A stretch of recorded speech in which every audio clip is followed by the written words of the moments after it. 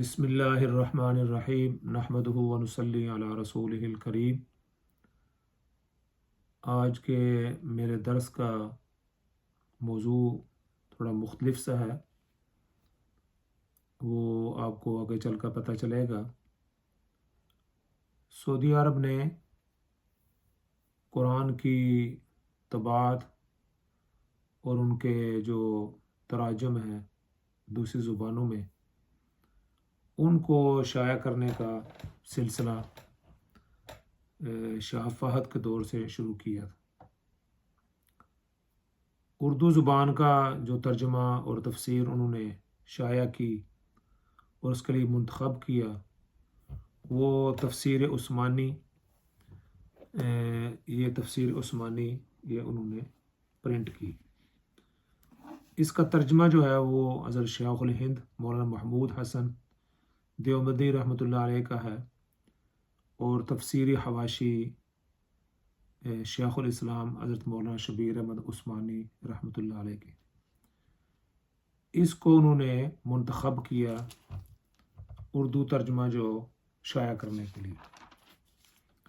اس پر انہوں نے یہ لکھا بھی کہ ہم نے اس کی تصدیق بھی کی، اور جو ہندوستان کی جید علمی شخصیت ہے مولانا سید ابو الحسن علی ندوی، انہوں نے اس کی تائید کی اور فرمایا اردو زبان میں یہ سب سے اچھا ترجمہ تفسیر ہے، اس کی اشاعت ہونی چاہیے۔ حضرت مولانا محمود حسن صاحب کے کیے ہوئے ترجمہ کی تفسیر حضرت مولانا شبیر احمد عثمانی نے لکھی ہے۔ شاہ فہد قرآن کریم پرنٹنگ کمپلیکس، وہ کہتے ہیں انتہائی مسرت کے ساتھ خادم حرمین شریفین شاہ فہد بن عبدالعزیز آل سعود کی طرف سے یہ قرآن کریم اردو خواہ مسلمانوں کی خدمت میں ہدیتاً پیش کرتا ہے، اور آگے کہتے ہیں ہم دعا کرتے ہیں کہ اس کے ذریعے ہدایت کی روشنی پھیلے، اس کا نفع عام ہو اور پڑھنے والوں کے لیے ایمان و سلام میں ثابت قدمی اور دنیا و آخرت میں نجات کا سبب بنے۔ یعنی یہ جو تفسیر ہم شائع کر رہے ہیں، ہم دعا گو ہیں کہ اس کے ذریعے ہدایت کا نور پھیلے۔ اب ہوا یہ کہ یہ جب چھپنی شروع ہوئی تو غیر مقلدین کا چونکہ وہاں غلبہ ہے، اور وہ یہ سمجھتے ہیں کہ ہم اور یہ ایک جیسے ہیں، کہ یہ رفع دین کرتے ہیں ہم بھی کرتے ہیں، یہ سورۃ فاتحہ پڑھتے ہیں تو ہم بھی پڑھتے ہیں، تو اس معنی میں انہوں نے ان کو ان کے کان بھرے، ان کو لایا اور بتلایا کہ یہ تفسیر جو ہے یہ علماء دیوبند کی ہے، اور علماء دیوبند کے عقائد جو ہیں وہ تسلی بخش نہیں ہے۔ تو اس کے بعد انہوں نے پھر یہ اپنی تفسیر اور ترجمہ دیا، اور یہ ترجمہ ہے مولانا محمد جوناگڑھی، ان کا ترجمہ ہے، اور اس کی تفسیری حواشی جو ہیں مولانا صلاح الدین یوسف کے ہیں۔ یہ انہوں نے ان سے وہاں یہ شائع کروائی تفسیر عثمانی کی جگہ۔ اب یہ جو حضرات سعودیہ جاتے ہیں، لوگ حج کے لیے جاتے ہیں یا اردو ترجمہ وہ دوسرے ملکوں میں بیچتے ہیں، تو یہ مولانا محمد جوناگڑھی کا ترجمہ اور تفسیر مولانا صلاح الدین یوسف کی یہ دی جاتی ہے، اور ان کو کہا جاتا ہے کہ یہ اہل حدیث ہیں اور قرآن و سنت پر چلنے والے۔ تو ان کے اب یہ جو ہے نا یہ شائع کی جاتی ہے، اور اس کا میں چند دن پہلے اس کا مطالعہ کر رہا تھا، تو انہوں نے جو پہلا صفحہ اسی پر ہی جو یعنی سورۃ فاتحہ کی تفسیر لکھنی شروع کی، اور ساتھ یہ بھی بتانا شروع کیا کہ سورۃ فاتحہ پڑھنی نماز میں کتنی ضروری ہے۔ وہ فرماتے ہیں کہ جس سے یہ صاف معلوم ہوتا ہے کہ نماز میں سورۃ فاتحہ کا پڑھنا بہت ضروری ہے، یہاں سے شروع کرتے ہیں۔ چنانچہ نبی صلی اللہ علیہ وسلم کے ارشادات میں اس کی خوب وضاحت کر دی گئی ہے اور فرمایا کہ لا صلاۃ لمن لم یقرأ بفاتحۃ الکتاب، اس شخص کی نماز نہیں جس نے سورۃ فاتحہ نہیں پڑھی۔ اس حدیث میں من کا لفظ عام ہے جو ہر نمازی کو شامل ہے، منفرد ہو یا امام کے پیچھے مقتدی، سری نماز ہو یا جہری، فرض ہو یا نماز نفل ہو، ہر نمازی کے لیے سورۃ فاتحہ پڑھنا ضروری ہے۔ اب یہ انہوں نے یہاں سے شروع کیا کہ یہ سورۃ فاتحہ پڑھنی ضروری ہے۔ اس کے بعد پھر آگے لکھتے ہیں اس عموم کی مزید تائید اس حدیث سے بھی ہوتی ہے جس میں آتا ہے کہ ایک مرتبہ نماز فجر میں بعض صحابہ کرام نے نبی صلی اللہ علیہ وسلم کے ساتھ قرآن کریم پڑھتے رہے، جس وجہ سے آپ صلی اللہ علیہ وسلم پر قرات بوجھل ہو گئی۔ نماز ختم ہونے کے بعد آپ صلی اللہ علیہ وسلم نے پوچھا کہ تم بھی ساتھ پڑھتے رہے ہو؟ انہوں نے اس بات میں جواب دیا تو آپ صلی اللہ علیہ وسلم نے فرمایا لا تفعلوا الا بأم القرآن فإنه لا صلاة من لم يقرأ بها، تم ایسا مت کیا کرو، یعنی ساتھ مت پڑھا کرو، البتہ سورۃ فاتحہ ضرور پڑھا کرو۔ ضرور کا لفظ انہوں نے صاحب اپنی طرف سے لگا لیا کہ ضرور پڑھا کرو، کیونکہ اس کے بغیر نماز نہیں ہوتی۔ اسی طرح پھر آگے لکھتے ہیں ابو ہریرہ رضی اللہ عنہ سے روایت ہے کہ نبی صلی اللہ علیہ وسلم نے فرمایا من صلی صلاۃ لم یقرأ فیہا بأم القرآن فہی خداج ثلاثا غیر تمام، جس نے بغیر فاتحہ کی نماز پڑھی اس کی نماز ناقص ہے۔ یہ آپ نے 3 مرتبہ ارشاد فرمایا۔ ابو ہریرہ رضی اللہ عنہ سے عرض کیا گیا کہ انا نکون وراء الامام، بس ابو ہریرہ نے جب یہ بات کہی یہ روایت بیان کی کہ سورۃ فاتحہ کے بغیر نماز نہیں ہوتی، تو لوگوں نے پوچھا کہ انا نکون وراء الامام، امام کے پیچھے بھی ہم نماز پڑھتے ہیں، اس وقت کیا کریں؟ ان کے سوال کے اندر یہ چیز موجود ہے کہ لوگ اس چیز سے ناواقف تھے کہ امام کے پیچھے بھی پڑھنا چاہیے، یعنی وہ اس بات کو نہیں جانتے تھے، نہ ان کو کسی نے بتلایا تھا، اور وہ یہ سمجھتے تھے کہ امام کے پیچھے نہیں پڑھنی چاہیے۔ تو ان کا سوال یہ بتاتا ہے کہ لوگ نماز امام کے پیچھے نہیں پڑھا کرتے تھے۔ اب ابو ہریرہ رضی اللہ عنہ اس کا جواب کیا دیتے ہیں؟ ابو ہریرہ رضی اللہ عنہ فرمایا اقرأ بہا فی نفسک، امام کے پیچھے تم اس طرح ایسے کیا کرو کہ سورۃ فاتحہ اپنے جی میں پڑھا کرو۔ اب جی کا کیا مطلب ہے؟ زبان سے تو پڑھ نہیں سکتے، جی میں کہ دل کے اندر ہی بس سورۃ فاتحہ کا تصور کر لیا جائے۔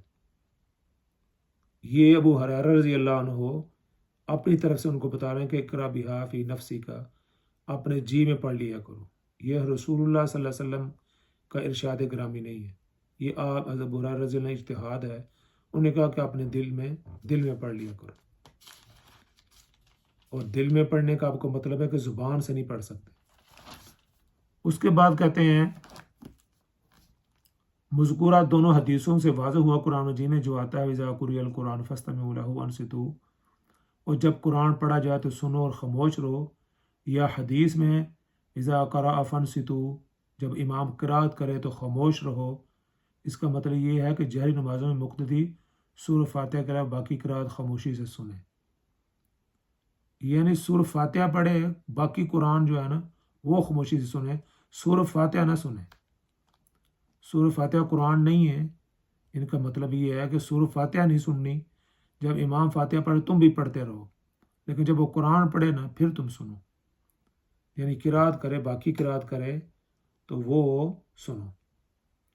اب یہ ساری تمہید کے بعد کہ یہ سورۃ فاتحہ لازمی ہے، یہ سورۃ فاتحہ ضروری ہے، یہ پڑھنی چاہیے، اس کے بغیر نماز نہیں ہوتی، آگے چل کر اپنے ہی ان سارے جو دعویٰ ہے اس کی وہ تردید کر دیتے ہیں۔ وہ کیا کہتے ہیں؟ آگے کہتے ہیں کہ یہاں یہ بات واضح رہے، یہاں یہ بات بھی واضح رہے کہ امام ابن تیمیہ رحمۃ اللہ علیہ کے نزدیک سلف کی اکثریت، وہ کہتے ہیں سلف کی یعنی جو سلف صالحین پیچھے گزرے ہیں ان کی اکثریت کا قول یہ ہے کہ اگر مقتدی امام کی قرات سن رہا ہو تو نہ پڑھے، یعنی امام کی قرات جب وہ آدمی مقتدی امام کی قرات سن رہا ہو تو نہ پڑھے، اور اگر نہ سن رہا تو پڑھے۔ یہ مجموعہ فتاوی ابن تیمیہ ہے۔ اب اس کا کیا مطلب ہے کہ آخر میں وہ یہ کہتے ہیں کہ جب امام کی قرات آدمی سن رہا ہو تو سلف کی اکثریت وہ یہ کہتی ہے کہ پھر نہ پڑھے۔ جب ایک چیز ضروری ہے، لازم ہے، غیر تمام ہے، اس کے بغیر نماز نہیں ہوتی، لم یقرأ بفاتحۃ الکتاب، تو آخر میں آ کر یہ نتیجہ نکالنا کہ سلف کی اکثریت، امام ابن تیمیہ کہتے ہیں، وہ کہتے ہیں کہ جب امام کی آدمی آواز سن رہا ہو تو پھر نہ پڑھے۔ اب مجھے یہ بتائیں کون سا مقتدی ہے جو امام کی قرات نہیں سن رہا ہوتا آج کے اس دور میں؟ پہلے تو آدمی کہہ سکتا تھا کہ جو امام کے پیچھے 5 صفحے ہیں، 10 صفحے ہیں یا 6 صفحے ہیں، ان تک تو امام کی آواز پہنچ رہی ہے، باقی جو اوپر کھڑے ہیں یا پیچھے گراؤنڈ میں کھڑے ان تک آواز نہیں پہنچتی۔ آج کل تو سپیکر لگے ہوئے ہیں، مسجد کیا پورے محلے میں، پورے گاؤں میں آواز جاتی کہ امام صاحب نماز پڑھا رہے ہیں۔ تو کون سا مقتدی ہے جو امام کی آواز نہیں سن رہا؟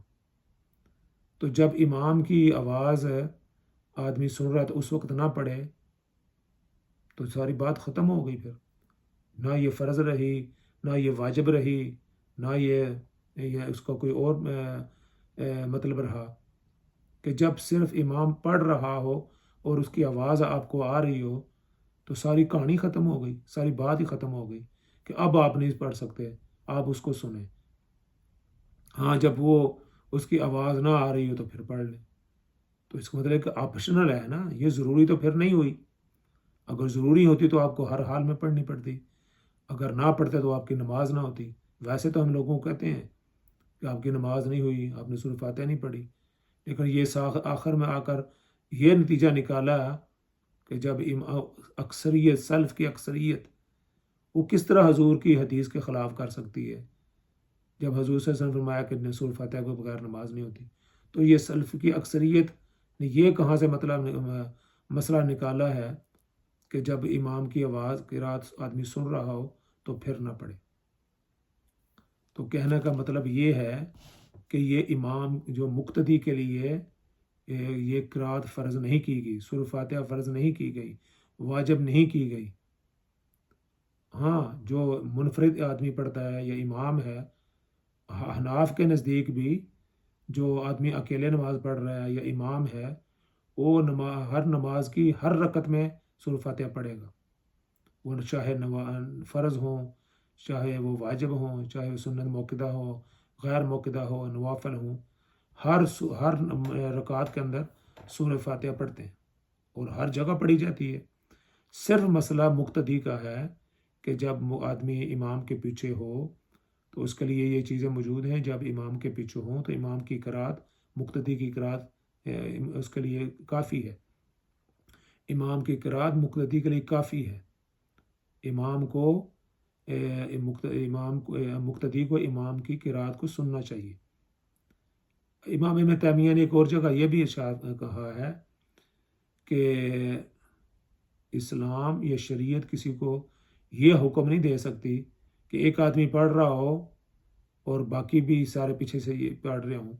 امام اس لیے مقرر کیا جاتا ہے کہ اس کی بات سنی جائے۔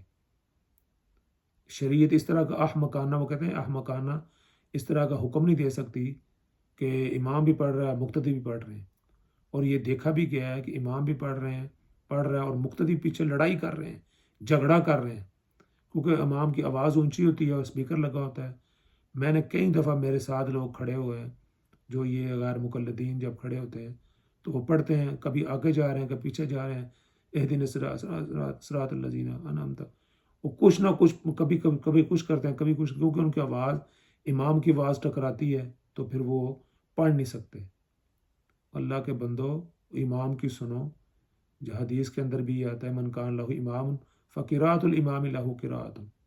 اتنا تردد کرنے کی ضرورت کیا ہے؟ اور آج تو پھر آپ نے اس کے اندر خود ہی مان لیا کہ سلف کی اکثریت جو ہے نا امام ابن تیمیہ کہتے ہیں یہ انہی کا لکھا ہوا ہے، یہ قرآن مولانا محمد جونا گڑھی کا، یہ ان کا خود ہی ان کا ترجمہ ہے اور تفسیر ہے۔ آخر میں یہی کہتے ہیں کہ یہ جب امام کی آواز آدمی سن رہا ہو تو پھر نہ پڑھے، تو بات ہی ختم ہو گئی، پھر جھگڑا کس بات کا ہے؟ اس کا مطلب یہ ضروری نہیں ہے، اگر ضروری ہوتی تو آپ لکھتے ہر حال میں آپ نے پڑھنے، آپ کو آواز آ رہی ہو یا نہ آ رہی ہو۔ تو میں یہ پڑھ رہا تھا تو میں نے یہ دیکھا تو میں نے کہا یہ اللہ تعالیٰ کی قدرت ہے، دیکھو سارا پیچھے پورا 2 صفحے انہوں نے بیان کیے، اس کی یہ ضروری ہے، واجب ہے، اس کے بغیر نہیں ہوتے، آخر میں آ کر خود ہی کہہ دیا کہ یہ امام ابن تیمیہ کا کہ سلف کی اکثریت کا یہ کہنا ہے کہ جب امام پڑھ رہا ہو اور اس کی آواز آ رہی ہو تو پھر نہ پڑھے۔ اللہ تعالی ہم سب کو دین کی سمجھ عطا فرمائے۔ وآخر دعوانا ان الحمد للہ رب العالمین۔